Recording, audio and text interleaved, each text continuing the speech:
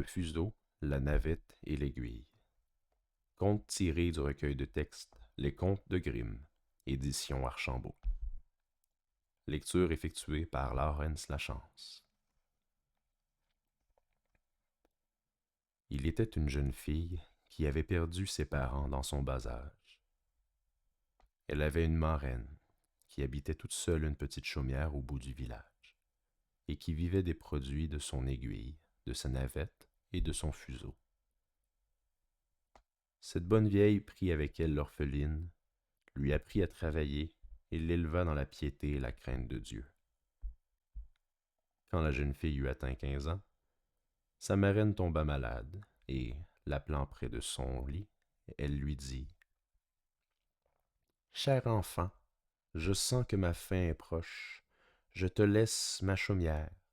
Elle te protégera contre le vent et la pluie. Je te donne aussi mon fuseau, ma navette et mon aiguille, qui te serviront à gagner ton pain. » Puis, lui posant la main sur la tête, elle la bénit en disant « Conserve Dieu dans ton cœur et le bonheur t'arrivera. » Là-dessus, ses yeux se fermèrent. La pauvre fille accompagna son cercueil en pleurant et lui rendit les derniers devoirs. Désormais, elle vécut toute seule, travaillant avec courage à filer, à tisser et à coudre, et la bénédiction de la bonne vieille la protégeait en toutes choses. On aurait dit que sa provision de lin était inépuisable, et, à mesure qu'elle avait tissé une pièce de toile ou cousu une chemise, il se présentait aussitôt un acheteur qui la payait généreusement, de telle sorte que non seulement elle n'était pas dans le besoin, mais elle pouvait encore donner aux pauvres. Vers le même temps, le fils du roi se mit à parcourir le pays pour chercher femme. Il n'en pouvait pas choisir une pauvre et n'en voulait pas une riche. Aussi disait-il qu'il prendrait celle qui serait à la fois la plus riche et la plus pauvre. En arrivant dans le village où demeurait notre jeune fille, il demanda, comme à son ordinaire, qu'on lui indiquât la plus pauvre et la plus riche de l'endroit. On lui désigna tout de suite la seconde. Quant à la première, lui dit-on, ce devait être la jeune fille qui demeurait dans une chaumière isolée tout au bout du hameau. Quand le prince passa, la riche était en grande toilette devant sa porte. Elle se leva et alla à sa rencontre avec un grand salut. Mais il la regarda et, continuant son chemin sans dire un mot, arriva à la chaumière de la pauvre fille. Celle-ci n'était pas sur sa porte, mais enfermée dans sa chambre. Il arrêta son cheval et regarda à travers la fenêtre dans l'appartement, qu'éclairait un rayon de soleil. Elle était assise devant son rouet et filait avec ardeur. De son côté, elle aperçut furtivement le prince qui la regardait, mais elle en devint toute rouge et continua de filer en baissant les yeux. Seulement je ne garantirai pas que son fil fût bien égal. Elle fila toujours jusqu'à ce que le prince fût parti. Dès qu'elle ne le vit plus, elle courut ouvrir la fenêtre en disant « Il fait si chaud ici !» et elle le suivit des yeux tant qu'elle put apercevoir la plume blanche de son chapeau. À la fin, elle se rassit et se remit à filer.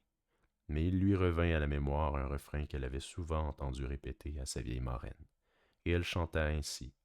« Cours, fuseau, que rien ne t'arrête, conduis ici mon bien-aimé. » Qu'arriva-t-il?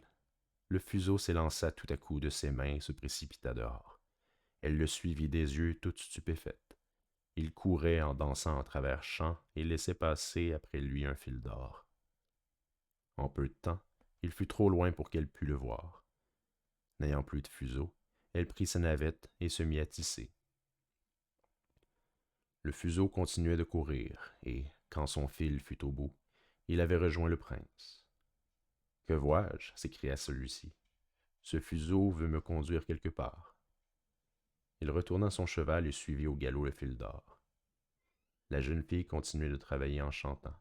« Cours après lui, chère navette, ramène-moi mon fiancé. » Aussitôt la navette s'échappa de ses mains et s'élança vers la porte. Mais à partir du seuil, elle commença à tisser un tapis plus beau que tout ce qu'on n'a jamais vu. Des deux côtés fleurissaient des guirlandes de roses et de lis, et au milieu, des pampres verts sortaient d'un fond d'or. Des lièvres et des lapins sautaient dans le feuillage. Des sœurs et des chevreuils passaient leur tête à travers. Dans les branches étaient perchés des oiseaux de 1000 couleurs, auxquels il ne manquait que de chanter. La navette continuait de courir, et l'œuvre avançait merveilleusement. N'ayant plus sa navette, la jeune fille prit son aiguille et se mit à chanter. Il va venir, chère aiguillette, que tout ici soit préparé. Aussitôt l'aiguille, s'échappant de ses doigts, se mit à courir par la chambre, rapide comme l'éclair. C'était comme si des esprits invisibles s'en fussent mêlés. La table et les bancs se couvraient de tapis verts. Les chaises s'habillaient de velours et les murs d'une tenture de soie. À peine l'aiguille l'avait-elle piqué son dernier point, que la jeune fille vit passer devant sa fenêtre les plumes blanches du chapeau du prince, que le fil d'or avait ramené. Il entra dans la chaumière en passant sur le tapis, et dans la chambre il vit la jeune fille, toujours vêtue de ses pauvres habits, mais brillait cependant au milieu de ce luxe improvisé comme une rose églantine sur un buisson. « Tu es bien la plus pauvre et la plus riche, s'écria-t-il. Viens, tu seras ma femme. » Elle lui tendit la main sans rien répondre. Il lui donna un baiser, et, l'ayant fait monter à cheval avec lui, il l'amena à la cour, où la noce fut célébrée avec une grande joie. Le fuseau, la navette et l'aiguille furent conservés précieusement dans le trésor royal. La fin.